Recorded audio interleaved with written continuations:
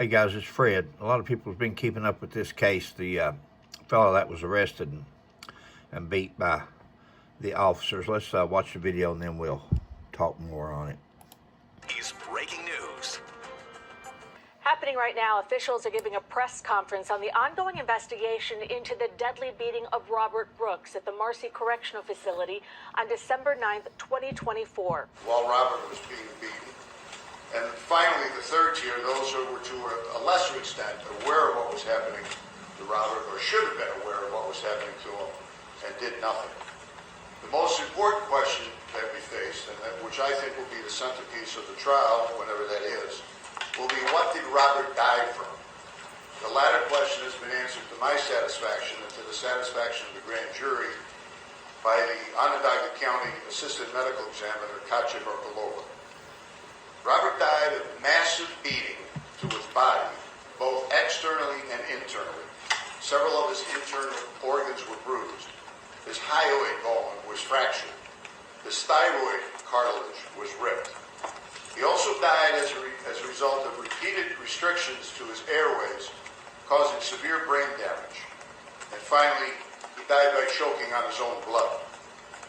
Our investigation revealed that in addition to the tape beating, which you probably have already seen, Robert was beaten on 2 prior occasions between 9/07 and the time of his death, within minutes of his arrival at Marcy. Our investigation further revealed that there was no provocation by Robert Brooks that would have precipitated any physical response whatsoever, never mind the physical response that was inflicted upon him. I think any sentient human being looking at the tapes naturally comes to the conclusion that he must have said something. He must have spit at the officers. He must have resisted in some way. And the fact of the matter is, he did absolutely nothing.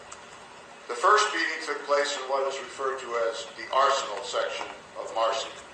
It's the first enclosed structure that Robert entered after disembarking the bus from Mohawk. The second beating took place outside as Robert was being escorted to the infirmary.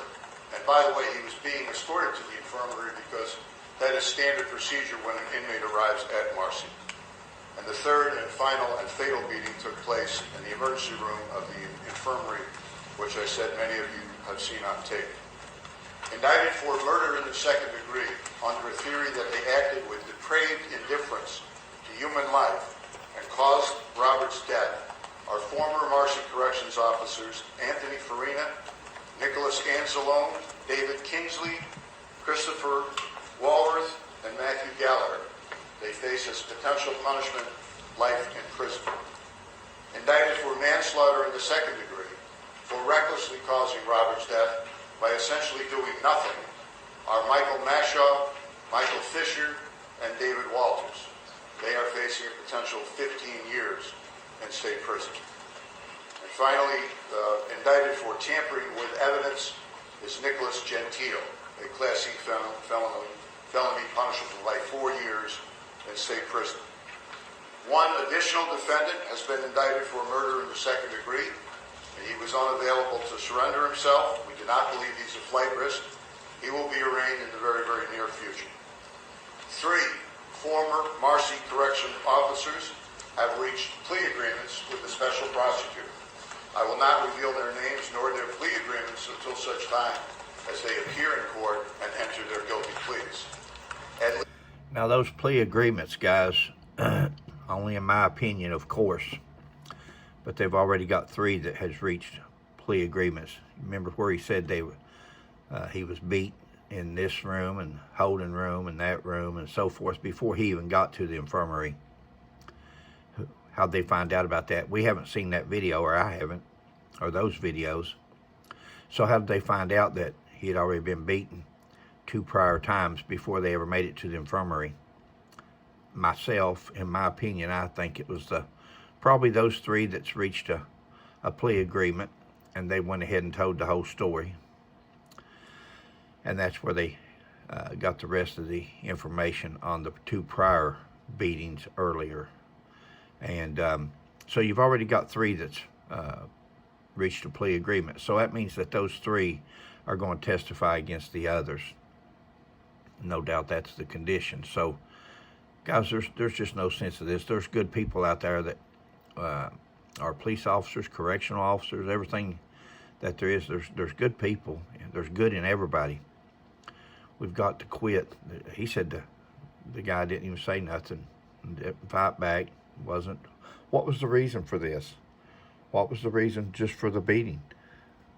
I mean, he's in custody. When they're in custody, it has to stop. They're under our care. We have no more right to punish them than they did to commit the crime, whatever it was that they committed. So we're no better than they are if we fall for that. We've got to restrain ourselves. As long as they're not fighting, we don't fight. That's what it's got to come to that. Let's finish up. At least 2 current or former Marcy employees and at least 1 current or former Mohawk employee are still under investigation, and the grand jury is still sitting and still able to hear evidence. I would advise them to seriously consider cooperating with the special prosecutor. That, of course, is their choice. I want to thank very much the governor of the state of New York, Kathy Hochul, for her assistance, both logistically and financially. She has given me every resource I need to successfully conclude and bring to justice. Well, at least they're going to be charged, or have been charged. Not only charged, some's already reached a plea agreement. So that's just an update on that story. Please like, subscribe, and share. Catch you on the next one, guys.